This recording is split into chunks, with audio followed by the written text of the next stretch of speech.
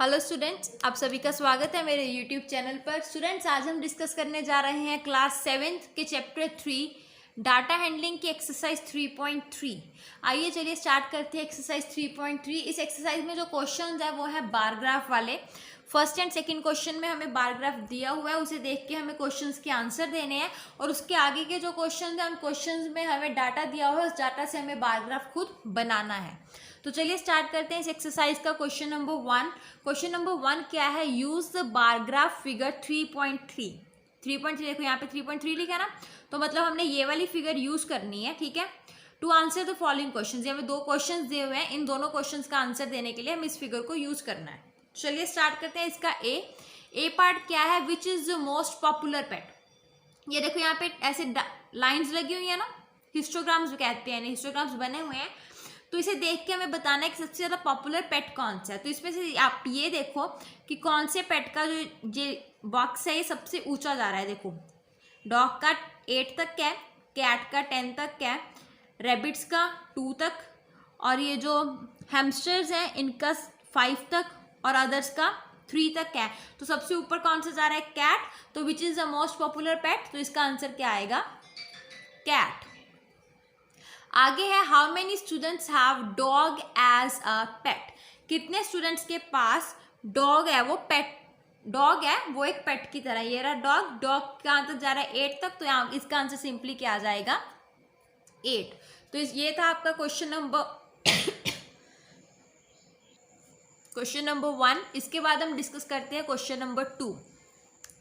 चलिए देखिए question number 2 क्या है। Read the bar graph 3.4। अभी हमें जो ये बार ग्राफ दिया हुआ है हमें इसको रीड करना है।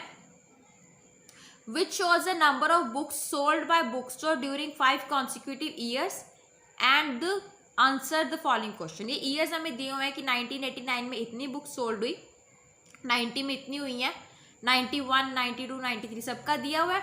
अभी हमें क्या करना है? क्वेश्चंस के आंसर देना है। चलिए स्टार्ट करते हैं। सबसे पहला क्वेश्चन क्या है? About how many books were sold in 1989, 1990 और 1992। हमें ये बताना है कि 1989 में, 1990 में और 1992 में कितनी बुक्स सोल्ड हुई है। ये देखो, ये रहा 1989। ये देखो यहाँ पे ये 2000 के नज़दीक आ रहा है ना, तो इसका मतलब कि इसका आंसर क्या होगा? अबाउट 2000। इसका आंसर मैं आपको कॉपी पे लिख के बताती हूँ। चलिए आंसर लिखना स्टार्ट करते हैं। जो सेकंड क्वेश्चन है, सेकंड क्वेश्चन के फर्स्ट पार्ट में हमें 3 ईयर्स के बारे में बताना था ना। इन ईयर 1989, उसके बाद इन ईयर 1990 और नेक्स्ट क्या है? इन ईयर 1992। ठीक है, तो इसमें देखो हमने 1989 का यहाँ पे देख लिया, 200 के पास है ना, तो इसका मतलब इसका आंसर क्या आएगा? अबाउट 200। ठीक है, नेक्स्ट है 1990। तो ये देखो, ये 1990 का बार ग्राफ है, यहाँ पे है। ये देखो एस्टिमेट कहाँ तक जा रहा है? ये 500 के पास जा रहा है। इसका मतलब कि 1990 का आंसर क्या आएगा? अबाउट 500। उसके बाद है ये 1992। ये रहा 1992।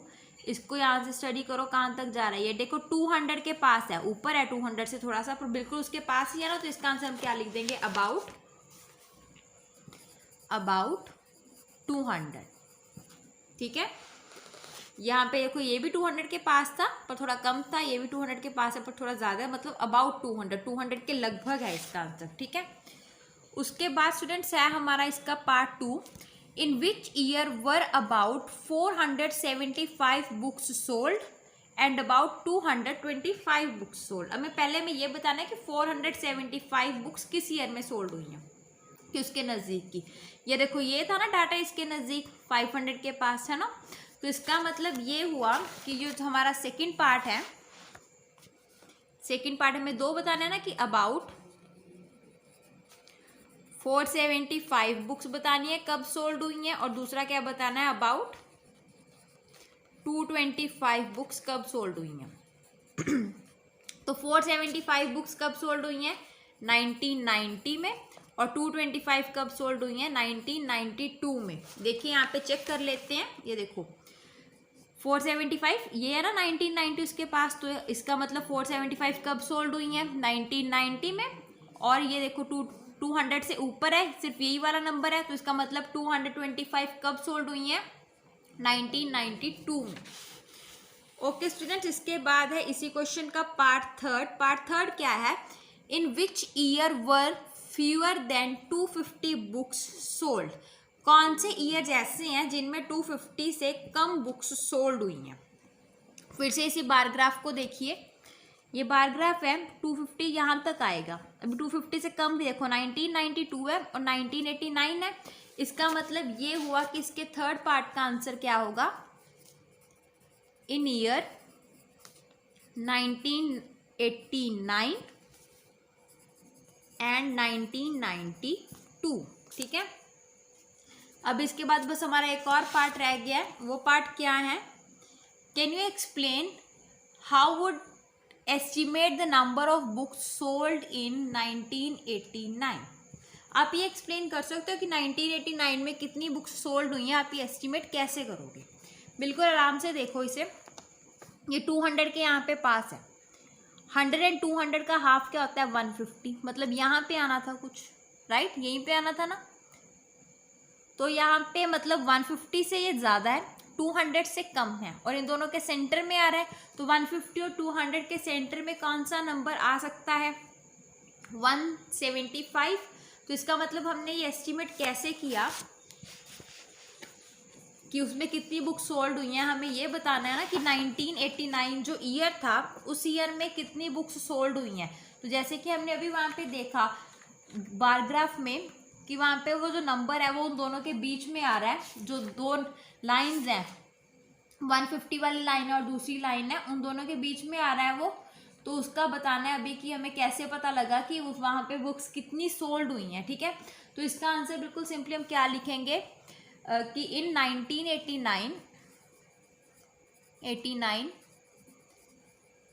अबाउट, जो 1989 ईयर है उसमें अबाउट कितनी बुक्स सोल्ड हुई हैं, एक मिनट, 1989 जो हमारा ईयर है उसमें अबाउट 175 बुक्स वर सोल्ड, कि कितनी 175 बुक्स जो है वो सोल्ड हुई हैं, ठीक है। और हमें कैसे पता लगा कि वहाँ पे जो ईयर है उसमें 175 बुक्स सोल्ड हुई हैं, वी estimate this